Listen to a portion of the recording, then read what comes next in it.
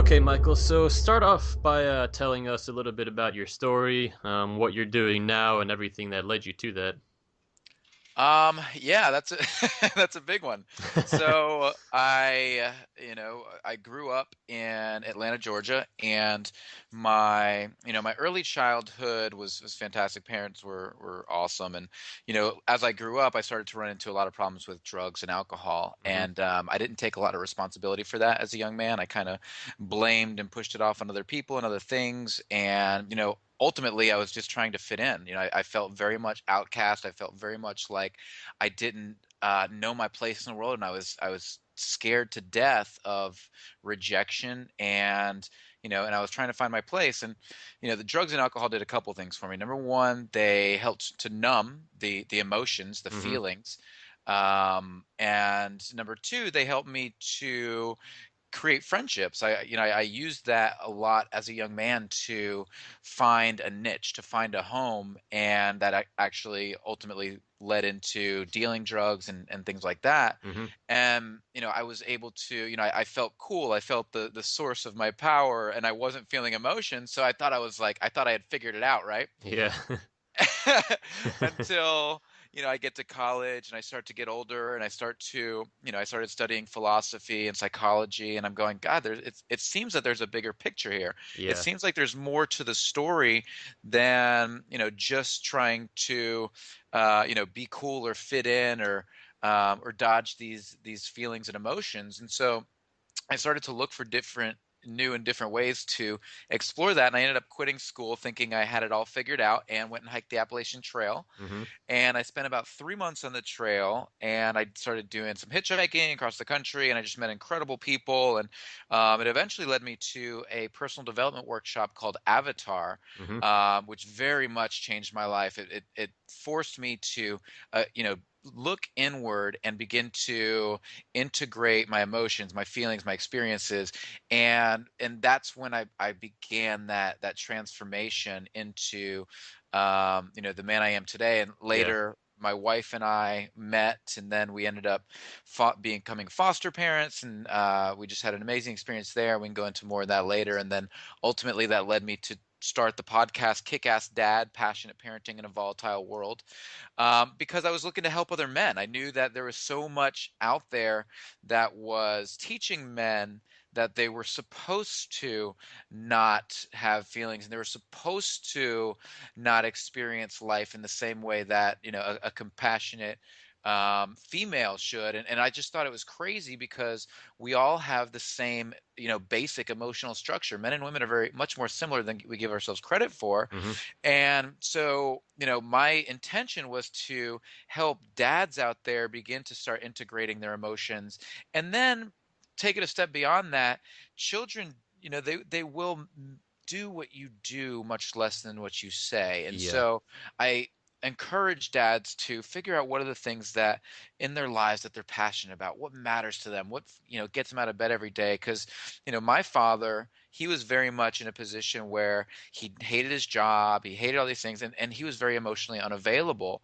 And I didn't want to be that. I wanted to be somebody who did what I loved to do every day, was passionate, got out there in the world.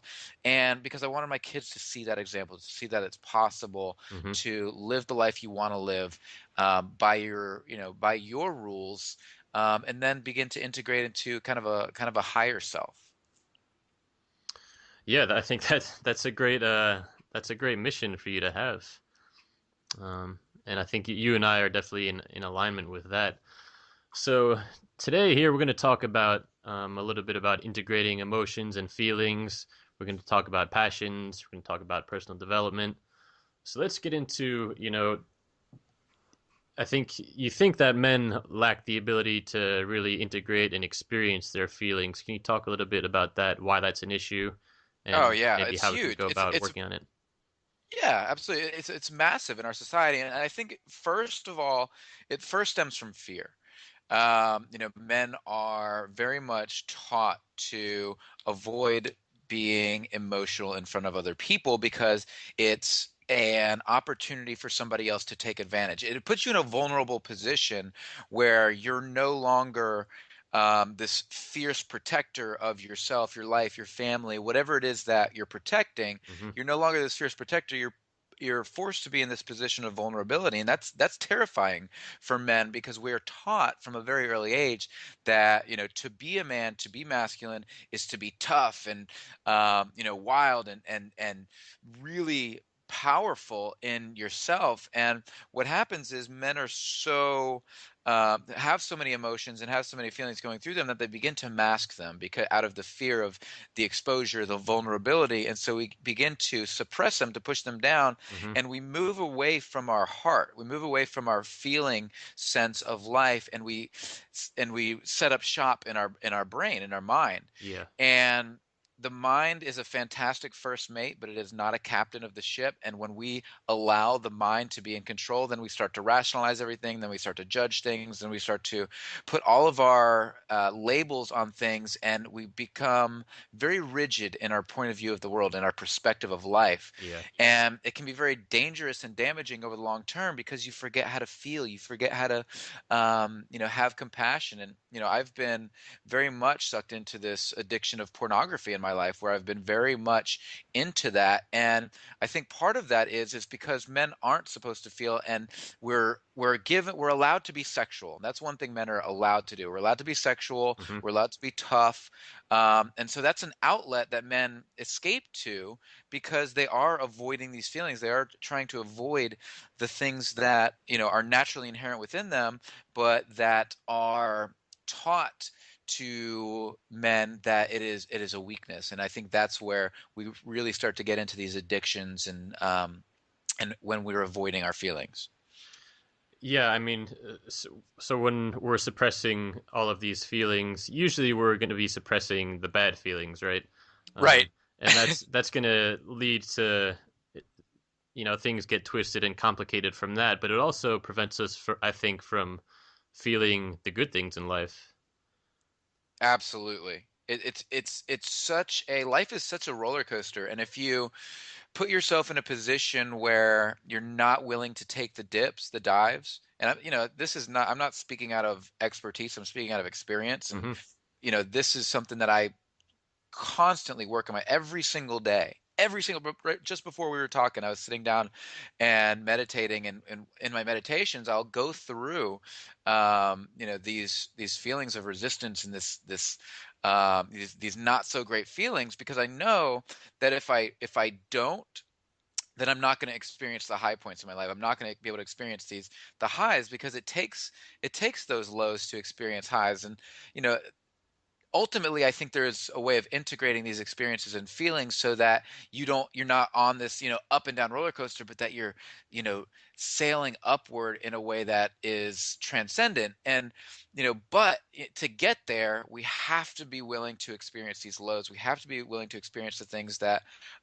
we've created in our lives. And a lot of people find it very difficult to take ownership of these feelings, and to take ownership of that they are the creators of these things in their lives. And Hmm. that's a scary thing, because to take full responsibility for life is to take full responsibility for all of your experiences and everything that happens in your life. And most people just aren't willing and ready to do that. And you know when I'm when I decide that I'm willing and ready to do that, and I begin to take that step in that journey, it's extraordinary the opportunities that they begin to open up in your life, because Hmm. you're not on this, path of, avoiding the negative feelings and dulling the sensations of your visceral life experience, your experience of the world. You're dulling it because you're living in your brain, you're living in your mind. And, it's very difficult to experience peak experiences if you're not willing to take the lows on. Hmm. So, what can we do, for the guys that are ready to embrace their feelings? What can we do practically to, I guess, yeah, really embrace it? A lot. There's so much you can do. The first thing I would recommend is journaling. Hmm. Journaling is so powerful in your ability to get your thoughts out of your head and onto paper. It's a safe place, You know, a lot of people even fear journaling because, okay, how safe is it? You know, is somebody going to read this? But, Yeah. you know, you got to get a little bit vulnerable. You got to be willing to take a first step. And I would certainly say journaling is a big one. I would also start to think about keeping track of your dreams when you wake up in the morning, write down what those dreams are, Hmm. start to look at how they make you feel. And this helps to begin opening up the heart again, to be able to open up that emotional experience of life. And so journaling is really powerful. That's how I started. I started just asking myself, like literally, I'd pick up a pen and I'd say, "Why the hell do I feel like this?" And I would just let myself write. I would just let myself write and get it on a paper, because what we tend to do is circle around in our heads and say, you know, we try to rationalize and figure everything out because, you know, that's what men do, and Hmm. we figure things out. And you know, it's so funny because you look at the stereotypes in the media and the stereotypes of men and women, and you see these things in action. And I don't think that this is actually how men and women were built to operate. I think this is through fear. We've been conditioned to operate this way, Yeah. and then that conditioning shows up in our media, and life starts to replicate art. Hmm. Yeah, definitely. That's interesting that you say that. That's something I think about a lot. Um, when I think when like I notice it when you see certain stars start to get big, especially like I don't know, I notice it with like comedy with comedians and Hmm. certain actors. When they start to get big, I feel like I start to notice people mimicking the way they talk and their mannerisms and that sort of thing. You know, like Yeah. people who watch a lot of TV or something like that. Absolutely. It's fascinating. And I mean, this, you know, life absolutely fascinates me. And I love to watch you know, I'm a super psychology, sociology geek, and I love to, you know, watch how this stuff all unfolds and manifests.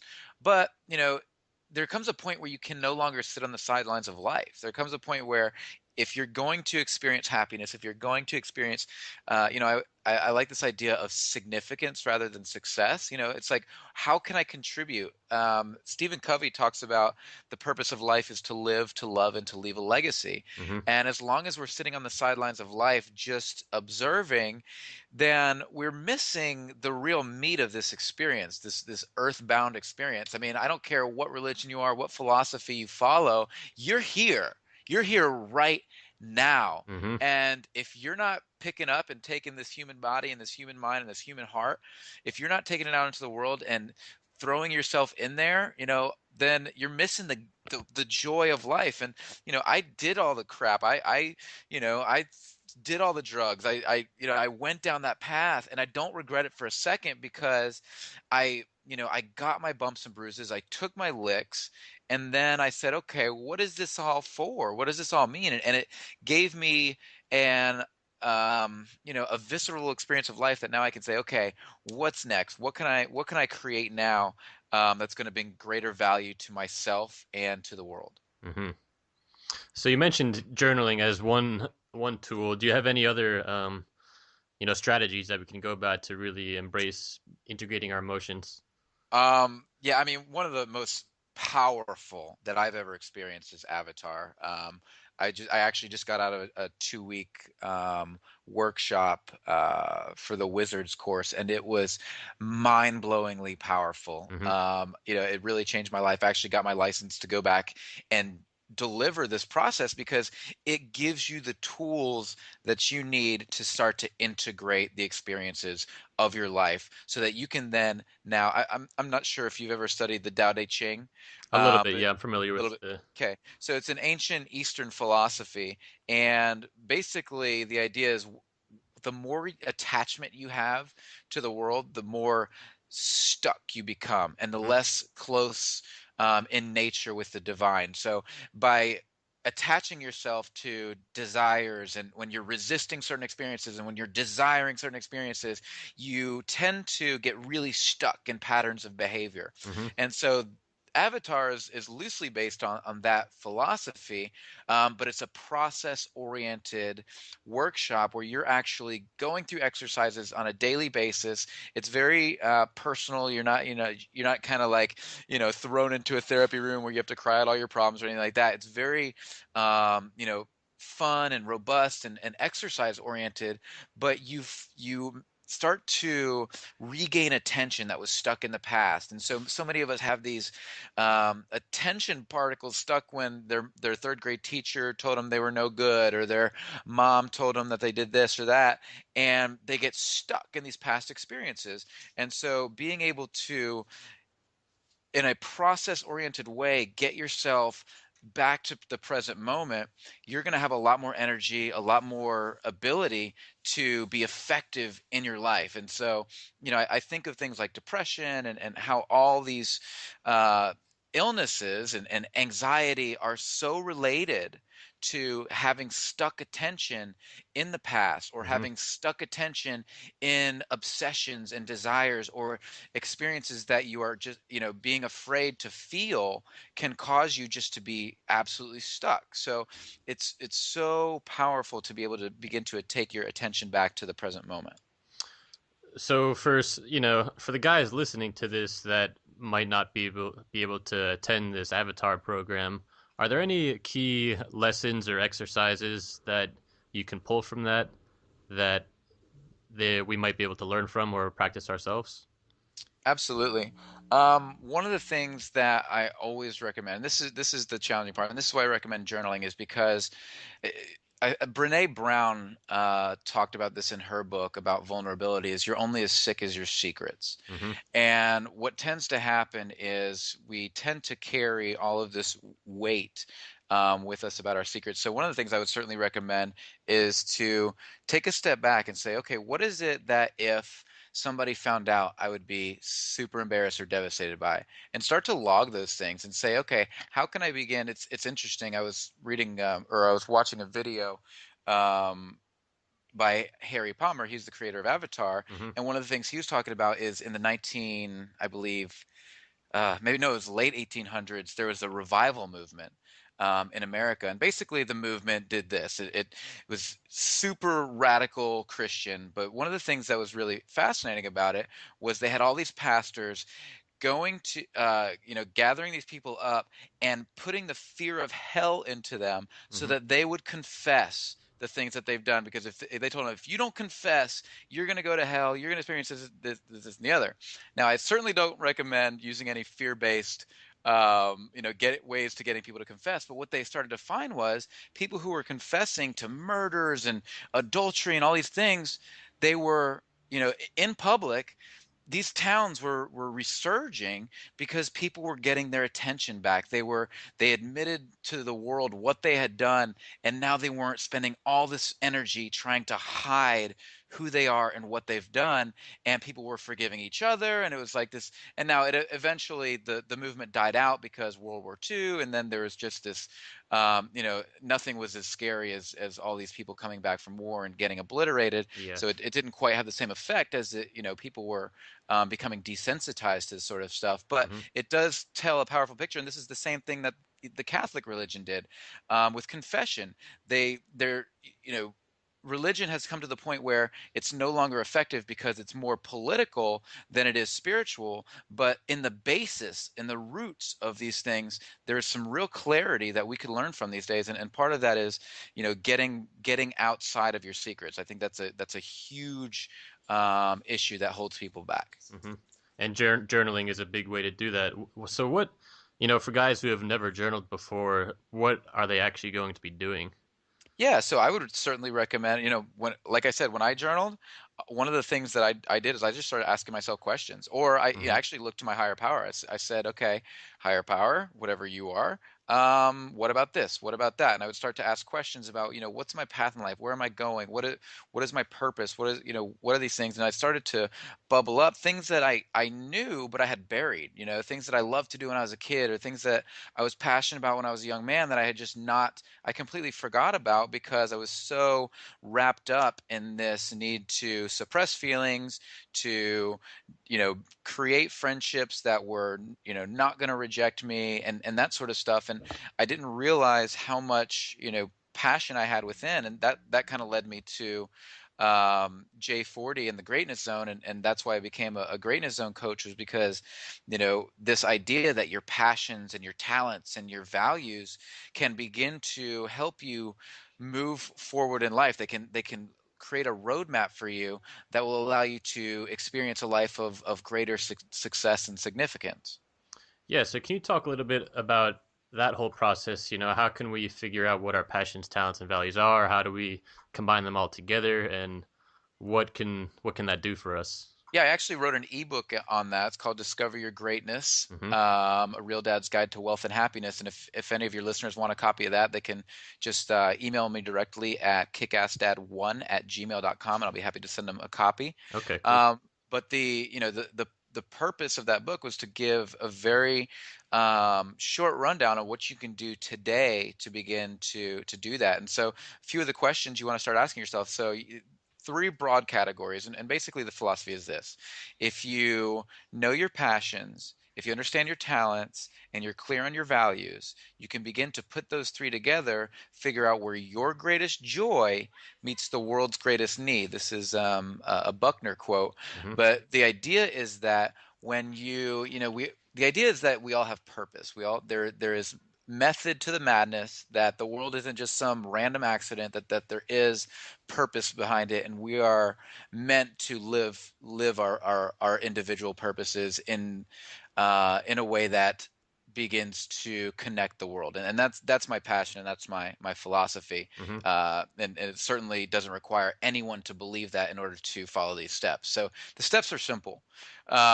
Begin to ask yourself some questions about your passions. What did I love to do when I was 7, 8, 10 years old? What are those things that I used to love to do? What do other people tell me that I'm good at?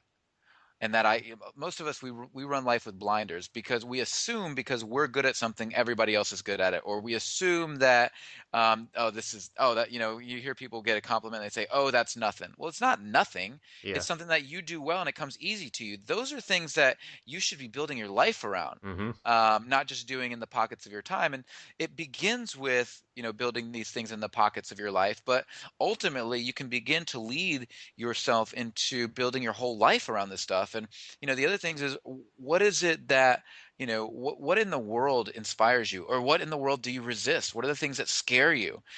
These are things that are going to lead you to your values. These are things that are going to lead you to your passions, your talents. You think about these folks who, it's really important to put all three together, because I don't know if you ever watched American Idol, but you see folks who have a passion for singing, right? They just want to sing so bad, but it's not a talent, right? I mean, Yeah. I think everybody can sing a bit, but some people just have this natural talent. It comes so easily to them. Mm-hmm. And some people have this natural talent. It comes so easy to them, but they're not passionate about it. And it's like you got these one people in this one group and the other, and they're just like, life is so unfair.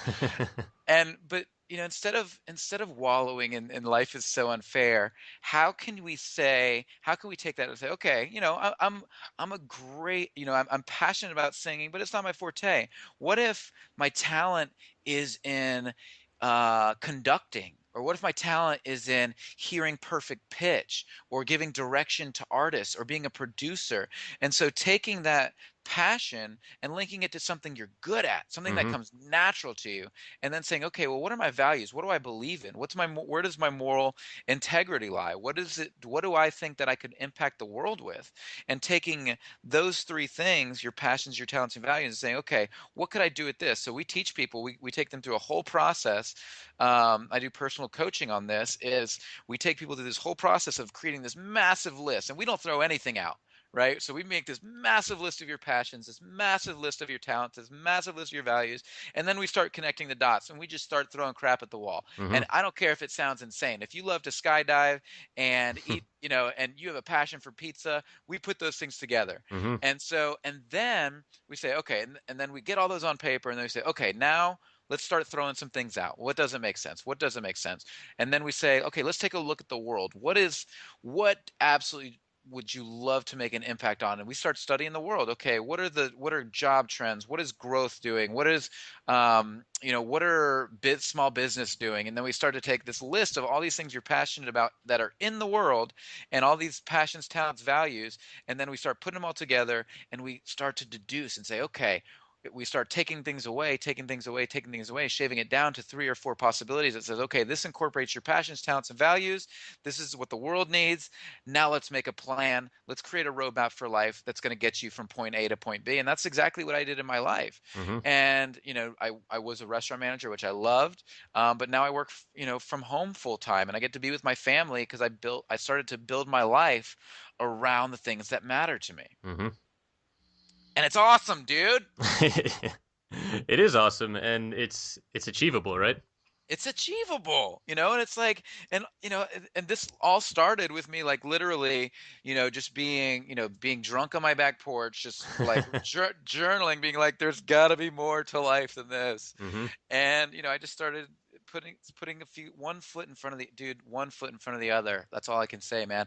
Like, I would listen to these podcasts and I'd listen to all these amazing people. I go, my God, I could never do that. I could never do that. I could never do that. These people are amazing. I wish I was them. I wish I was them. And I tell you, one foot in front of the other, 20 minutes a day, in meditation or journaling, and then starting to look at your passion, starting to figure out what kind of life you want to live, start dreaming again. That's the thing, man. People forgot how to dream. Mm-hmm. I created this vision board, where I've got like all the things that I want to do with my life, and what are my values, what are the things that I'm passionate about, and I look to that vision board, and I look to myself, and I say, what are the things that if I did every day would light me on fire and they make a difference in the world? So some powerful words you just laid on us there. Um, so you mentioned meditation. Where does that fit into all of this for you? Yeah, I meditate for probably 5, 10 minutes, 3, 4, 5 times a day. Mm-hmm. I don't, you know, I, this idea that meditation is about, it- spiritual enlightenment is one tiny fraction of the picture. Yeah. The real power of meditation is the ability to calm the mind, to find some neutral attention so that you can operate in the next moments or hours in the present moment, because that's where your power is. Mm-hmm. Your power is not in obsessing about what's going to happen tomorrow. Your power is not being depressed about what happened to you yesterday. Your power is in the now. And meditation helps you to calm the mind so that you can actually be in the moment and begin to experience a sense of peace so that you can take the actions that are necessary. One of the things that I find so challenging is when you're avoiding your feelings and you're avoiding your internal world, you're kind of squishing. I always felt of it as like squishing it down into a tiny ball in my gut, and that tiny ball in my gut was just like, oh, and it slows you down. Mm-hmm. It really does.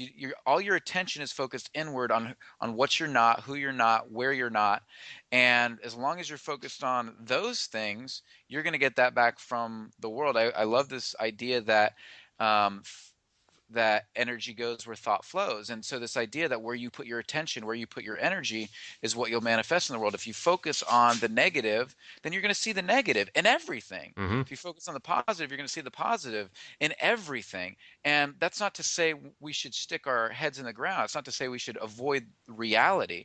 What it's to say is you're the effing creator of your reality. You're the person, your perceptions, you're making it all up in your head. And so this idea that there's some firm, set universal principle of good and evil, I just have a hard time buying it, because Mm-hmm. if we experience the world from different viewpoints, then we're all going to see it a little differently. And to say that there's this one right and this one wrong, I have a hard time following that as a philosophy. I find it much more valuable to create in myself and in my world those things that I want to experience and build upon. Yeah, and you mentioned before we started recording this that personal development is so crucial in achieving success in all of these things. How, can you talk a little bit about that? Why, if we're interested in achieving success, why we need to really work on ourselves? Yes. So that's probably the biggest piece of the puzzle, because if you don't work on you, it's very, very difficult to create anything that you want in your life. So if you believe that you're only, it's interesting. I read or I listened to a podcast, and one of the interesting things that this gentleman was talking about, he said they put an ad in the paper and they did two different ads. And one ad, they, they, they, they were both for a job, and they were the exact same description of the job. Mm-hmm. So the description of the job was, I don't remember exactly what it is, but you had to have this much experience, you had to do this, you had to do that, you had to be able to do this, you had to do that. One job said it pays $150,000 a year. One job said it paid 30,000 a year. Mm-hmm. 90% of the people responded to the job that was $30,000 a year. Yeah. Why? And the answer is because they didn't believe they could have or deserved the job that paid $150,000 a year. Mm-hmm. So that leads back to this idea that if you don't believe in yourself, if you don't believe in who you are and what you're capable of, you're only going to get out of life those things. So personal development is the internal ability to strengthen the muscle of belief Mm-hmm. and belief in self, belief in possibilities, belief in what you're capable of creating. And so the cultivation of your own belief system is so critical in expanding your world, because if you're not able to believe it, there's no way to achieve it. Yeah, and you talked about, journaling, you talked about meditation. What other steps can we take to, what are effective ways to really develop that belief? I think it's critical to, for me, the biggest things that helped me were reading books on personal development, Hmm. listening to podcasts, surround yourself. I think Jim Rohn talks about you're the average of the five people you hang out with most. So if you're Yeah. hanging out with people, if you're going to the bar after work every night and bitching about your coworkers and bitching about, your day and being negative, you're going to surround yourself with people who do the exact same thing. Hmm. And whenever you decide to change your life, those people are going to tell you you're an idiot. They're Yeah. going to tell you you're wasting your time, and they're going to tell you that you're what makes you so special. Because this is what happens. Have you ever noticed what happens to a bunch of crabs in a bucket? Yeah. When you try to take one out. Yeah, so one will try to climb out, and the ones below it, they'll pull that one back in. Hmm.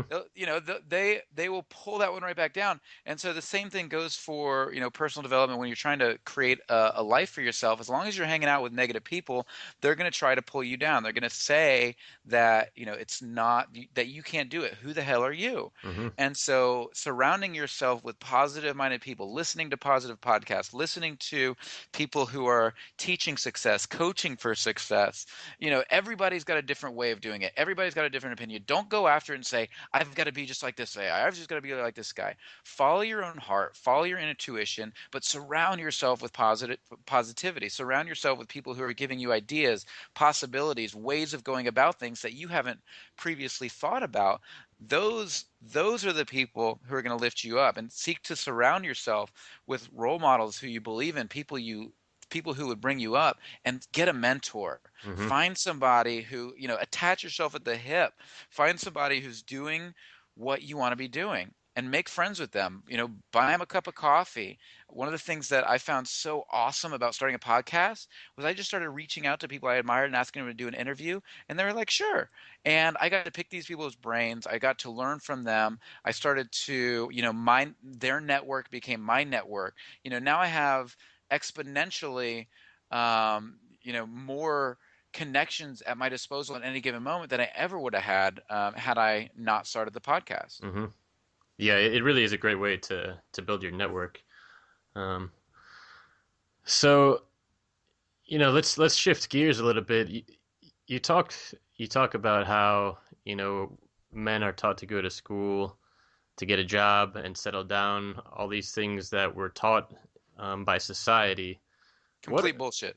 Yeah, yeah. What are some of the what are some of the important things that we aren't taught that that guys need to hear about and work on? Well, yeah, I mean, first of all, here's this is the idea. I wrote an ebook on this called Five Parenting Myths Shattered. Hmm. And if again, if your listeners want a copy of that, I can send them to them as well. But the idea is that, we're taught these myths are passed down from generation to generation.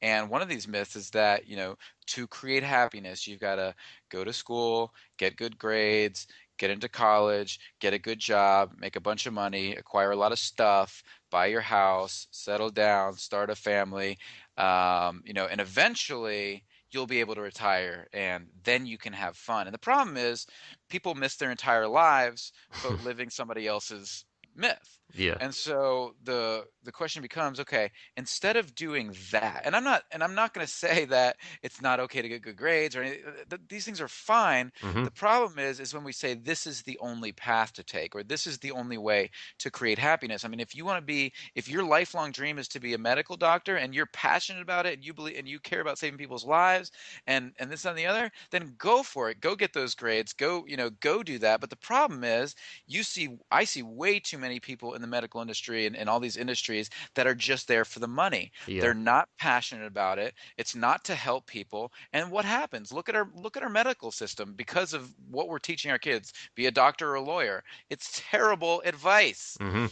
Um, so what I am passionate about is helping people understand, specifically men, understand that if they, it's like these men who get in these midlife crises and then they go to try to find happiness by, going to bars or finding a new woman or buying a nice car. And it's like, what are the other possibilities? And one of the things I teach men is figure out how you can incorporate your passions, talents, and values into something that you can do on the side just for an hour a day, and see if there's a way to turn that into some sort of business. Hmm.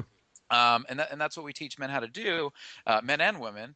And we find that this idea of doing what you love to do, and this is scientifically proven, that you're far more effective and far more efficient when you're doing things that you're passionate about. Hmm. You're far more effective. You're far more efficient when you're doing things that come easily, that you're good at. And when you can properly identify these things and begin to build a life and a business around them, it's that old idea that if you love what you do, you never work a day in your life. Hmm. And I'm certainly not preaching from the summit here. I'm working on this every single day to become that, but it takes one step forward every single day to get there. And appreciate, gratitude is this other piece that I find just so valuable. I was actually on this interview with you, and my wife walks over here and she hands me, I just got a ticket Hmm. from the city of Ocoee for turning a red light. And my first reaction was, oh, $150. I damn it. Yeah. And but this idea that these things could pull you down, and take away your energy, just keeps you from creating.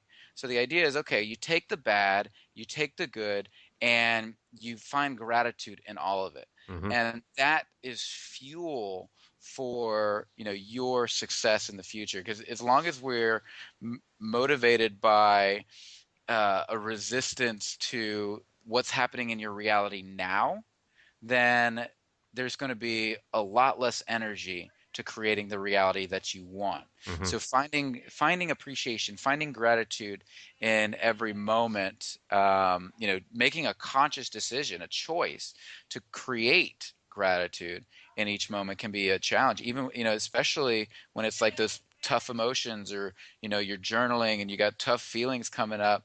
That's the moment to create some gratitude for those things, because you're training yourself, you're training your conscious mind to begin to accept that, to begin to experience what you've been pushing away. And that offers an enormous amount um, of energy and a capacity to create the life you want. Hmm. Do you practice gratitude journaling at all? What do you think about gratitude journaling? It's awesome. It's awesome. Most of my Uh, like I said, I mean, most of what I do is work with the Greatness Zone and Avatar, and then I've got my own consulting business, and that sort of stuff. So I do most of my work with those tools and processes. Hmm. But, anything that makes you more appreciative of the world that you're living in, anything that makes you see the good see the light in the darkness is going to begin to transform your consciousness, your mind to search for better outcomes, because life is full of possibilities. Like you've got people who have made the best out of the worst, and you've got people who have made the worst out of the best, Hmm. right? So anything within that range of possibility exists for you. The Yeah. question is, how do you start to see those possibilities? And there's this very scientific reasoning for this, and what it's called um, this. Oh my gosh, I can't even believe I forgot the name of it. It's a part of the brain, and I'll remember in a minute. But I'm going to Hmm. go ahead and tell you what its function is. And basically, what it does, it's the secretary of the brain. So you've got billions of pieces of information coming to you at any single second through your sensory organs: Hmm. taste, touch, vision. You've got so much data for the brain to analyze and to construct a conscious perception of, right? Hmm. So how does the brain decide what your conscious mind has access to? Well, there's this little switch in the brain, and I'm so irritated I can't remember the name of it. We'll get to it. Maybe you can put it in the Yeah, notes we could later. do that. I think one of the other guys I interviewed, Sean Russell, I think he covered this. If it's the same thing. Okay, so basically what happens is the brain has to decide what it's going to pay attention to. And what it decides to pay attention to is actually subconscious, Hmm. but you can make it conscious. You can choose the things that you want to look for in life. So if you begin to construct new beliefs about life that allow you to see opportunities, then you're going to see those opportunities. If your attitude towards life is, well, I never get what I want, or it's never going to work for me, or I'm always going to have to work this job that I hate, then you're going to get validation from life that that's the truth. Hmm. And on the opposite hand, if you're always looking for opportunities and you believe that your life can be great, well, then you're going to start seeing opportunities for that, and your energy is going to shift. You're going to start speaking to people in different ways, and you're going to start creating um, possibility after possibility, and those things are going to build on each other. And it's like, where I am now, in no way did I expect to be doing what I'm doing now 18 months ago. In no way. But what I did was I started writing down affirmations. I started to journal. I started to write the things that I believed I started to write the things I wanted, Hmm. right? And I started to use I am statements. I am creating this. I am doing this. I am this. I am here.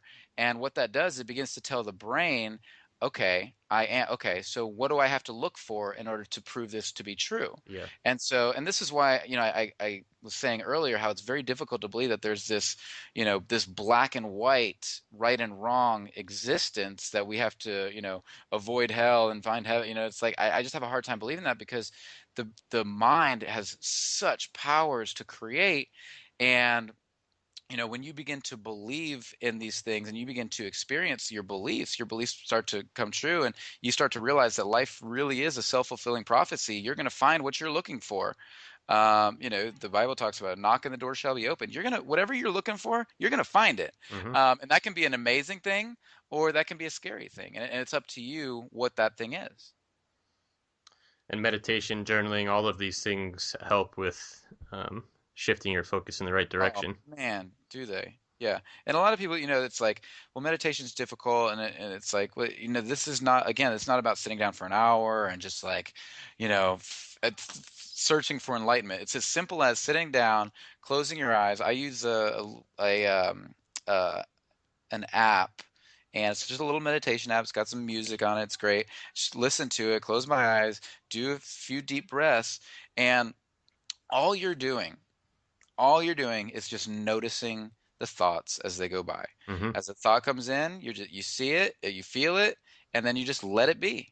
You don't fight it, you don't run from it, you don't embrace it, nothing. You just let it be. Hmm. And if you notice yourself starting to run down with that thought, starting to run away with it, just stop, take a deep breath, and notice it again, and just let it go. And you'll start to, over time, you'll start to see these things and all these thoughts go by, and you start to realize that you're not attached to any thought or feeling. You are not. Most people think they are a certain feeling or they are a certain way of thinking. Mm-hmm. That's none of that is who you are. Those are just thoughts. Those are identities that you've created over time that have, and there's nothing wrong with creating identities. There's nothing wrong with becoming, a self-actualized person. It's just an awareness that this is who I'm being. It's not who I am. Mm-hmm. And that's an important distinction. It's This is who I'm being. It's not who I am. I can be whoever I create myself to be. Mm-hmm. I can experience that. But I'm being this, and then you're not trapped in a static viewpoint. Then you're able to change your mind. Then you see it's okay to change your mind. Then you see, and it's like it's this idea, it's like politics and all this stuff has us so hypnotized that I have to, stake out my claim of who I am in the sand, and I can't move, I can't change. And it's like, that's why I always that idea of the Tao Te Ching, Mm-hmm. you know, when a hurricane comes, because you can't control everything in life. When a hurricane comes, are you going to be the bamboo that's willing to bend, or are you going to be the rigid oak that's going to snap in half? Mm-hmm. So, one of the important things that I find myself looking for in personal development and in coaching is this non-fixed viewpoint that, I don't have to be this rigid thing in order to experience a certain result. These are all things I'm being, these are all thoughts I'm having, but my thoughts, my feelings, my ideas, my identities do not define who I am. They are creations of who I am. Mm-hmm. All right, Michael, we covered a lot here so far. We're kind of coming up towards the end. There's one question I want to ask you, but before I do that, is there anything else that you'd like to mention that we haven't covered yet? No, I mean, yeah, I'm thrilled to be doing this. I'm thrilled to that you're getting all these great people together and teaching men, that there are other ways of being, of living, of experiencing life that could lead to a lot more happiness than maybe they are or are not currently doing. And yeah, if you got any questions or want to reach out to me personally, I do, personal coaching, and I teach people these greatness zone tools, life Mm-hmm. possibilities, as well as avatar. So. But yeah, any other questions you have, I'd love to. Okay, yeah, well, we'll include links to all of that on the website. So Cool. yeah, before we close out here, I'd like to ask you. I've been asking all the other guys, what are there any major mistakes that you've made in your life that you'd be willing to share with us so that we can learn from your mistakes without making them ourselves? I thought I already did that. You covered it a little bit in the beginning. Yeah, I mean, definitely. Okay, here's biggest one is once you start to um reticular activating system. I just remembered it. Yeah, yeah, yeah. That's the part of the brain that is constantly redirecting your sensory input to create your conscious reality. It's the reticular activating system. So Mm, I remembered that. awesome. The biggest mistake when you turn your reticular activating system to search for opportunities, here's what you're going to find. Hmm. There's opportunities effing everywhere. Yeah. And so what happens is you go, "Oh, I want to do this. I want to do that." And all of a sudden the whole world starts to light up and everything's a shiny object, and you can easily burn yourself out. So one of the biggest mistakes I've made is trying to do too many things for too many people in too little time, Hmm. and then I end up diverting attention to every little thing, and I'm not able to focus like a laser on the things that, would really bring the greatest value. It's this idea of the 80-20 rule. Yeah. 20% of the things you do bring you 80% of the value. Hmm. So really, my biggest piece of advice, and my from my own personal failures and mistakes, is focus on the 20% that create the value. Hmm. Yeah, and that's something that I learned about maybe in the last 2 years, and it's been huge for me. All right, so yeah, is there anything else that you'd like to cover before we close out here? Whew. I think that about does it. I mean, again, the whole thing comes back to you as an individual. This we have a planet of 7.2 billion people on it, and if you find your own center, then you're going to be in to create the life that you want to live. And one of the biggest things I can recommend is find a way to do it in service. This idea of being an entrepreneur, Mm-hmm. it's a service oriented um, life path. And as long as you are seeking to provide value, to provide service for other people, you're going to, and then, I mean, there's so many other things. There's so many, skills that you build over time, and there's so many abilities that you create, and your ability to focus and your ability to be really dialed in on what it is you want to do. But finding your center, finding your passions, and getting back to who you are, and being really real with yourself and your life. I mean, I can't be any more passionate about doing that to create fulfillment and significance in your life. Mm-hmm. Yeah, well said. Well, thanks so much for doing this, Michael. It's been good talking to you. You got it, Mike. Thank you. All right, thanks.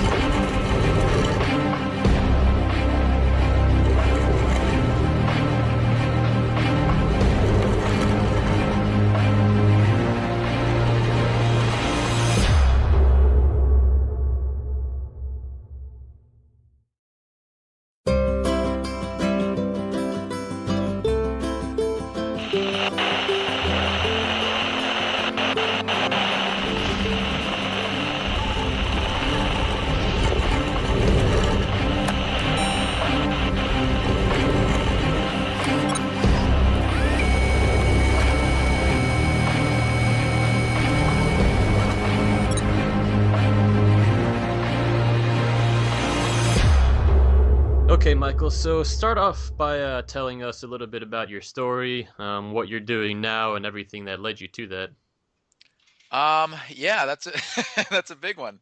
So I grew up in Atlanta, Georgia, and my early childhood was fantastic. Parents were awesome, and as I grew up, I started to run into a lot of problems with drugs and alcohol, Mm-hmm. and I didn't take a lot of responsibility for that as a young man. I kind of blamed and pushed it off on other people and other things, and ultimately I was just trying to fit in. I felt very much outcast. I felt very much like I didn't know my place in the world, and I was scared to death of rejection, and I was trying to find my place. And the drugs and alcohol did a couple things for me. Number one, they helped to numb the emotions, the Mm-hmm. feelings.